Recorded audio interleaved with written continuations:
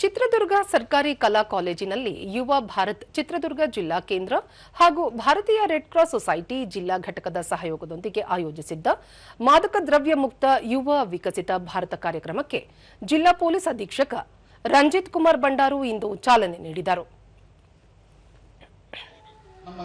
Amrit nursing college ಪ್ರಾಂಶುಪಾಲ ವಜಹತ್ತುಲ್ಲಾ, ಸರ್ಕಾರಿ ಕಲಾ ಕಾಲೇಜು ಪ್ರಾಂಶುಪಾಲರಾದ ತಾರಿಣಿ Shubhadayini, Indian red cross society ಮುಖ್ಯಸ್ಥರಾದ ಗಾಯತ್ರಿ ಶಿವರಾಮ್ ಮತ್ತಿತರರು ಉಪಸ್ಥಿತರಿದ್ದರು.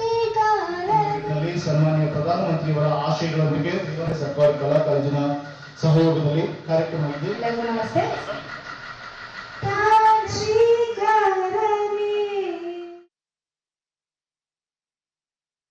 ಜೈಲಿಗೆ ಹೋಗಿ ಬಂದರೆ ಮುಗಿಯಲ್ಲ. ಒಂದು ಸಲ ಜಿಲ್ಲಾ ಪೊಲೀಸ್ ಅಧೀಕ್ಷಕ ರಂಜಿತ್ ಕುಮಾರ್ ಬಂಡಾರು ಮಾದಕ ವಸ್ತು ಸೇವಿಸುವವರಿಗೆ ಎನ್ಡಿಪಿಎಸ್ ಕಾಯ್ದೆಯಡಿ ಕಠಿಣ ಶಿಕ್ಷೆ ವಿಧಿಸಲು ಹಾಗೂ ವಿದೇಶಕ್ಕೆ ಹೋಗಲು ನಿರ್ಬಂಧ ಹೇರುವ ಅವಕಾಶವಿದೆ. ಈ ನಡುವೆಯೂ ಯುವಕರು ಮಾದಕ ವಸ್ತು ಸೇವನೆಗೆ ಮುಂದಾಗುತ್ತಿರುವುದು ದುರದೃಷ್ಟಕರ ಎಂದರು. ಜನರಲ್ಲಿ ಅರಿವು ಮೂಡಿಸಲು ಹಲವು ಕಾರ್ಯಕ್ರಮಗಳನ್ನು ನಡೆಸಲಾಗುತ್ತಿದೆ. ಮಾದಕ ವಸ್ತು ಸೇವನೆ ಮಾಡುವವರ ಬಗ್ಗೆ ನಿಗಾ ವಹಿಸಲು ಸನ್ಮಿತ್ರ ಎಂಬ ಯೋಜನೆ ರೂಪಿಸಲಾಗಿದೆ ಎಂದು ತಿಳಿಸಿದರು.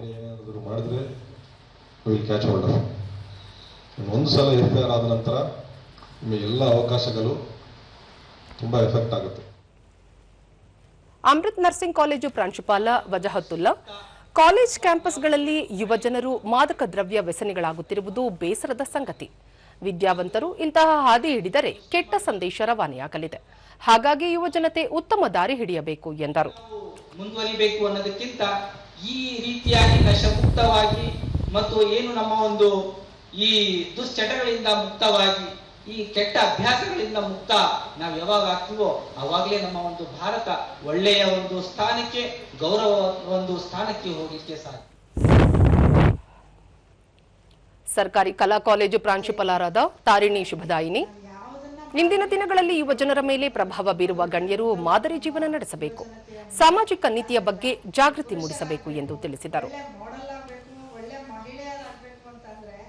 ಖಂಡಿತವಾಗಿ ಸದೃಢವಾದಂತಹ ದೇಹವನ್ನ ಪಡ್ಕೊಳ್ಬೇಕು. ಸದೃಢವಾದ ದೇಹಕ್ಕೆ ಯಾವುದು ಶತ್ರು ಅಂತಂದ್ರೆ ಅತಿಯಾಗಿ ನೀವು ಯಾವ್ದನ್ನ ಈ ತರದೆಲ್ಲ ಒಳಗಾಗ್ತಿರೋ ಅವೆಲ್ಲವೂ ಕೂಡ ನಿಮ್ಮ ದೇಹವನ್ನ ಮೊದಲು ಹಾಳು ಮಾಡಿ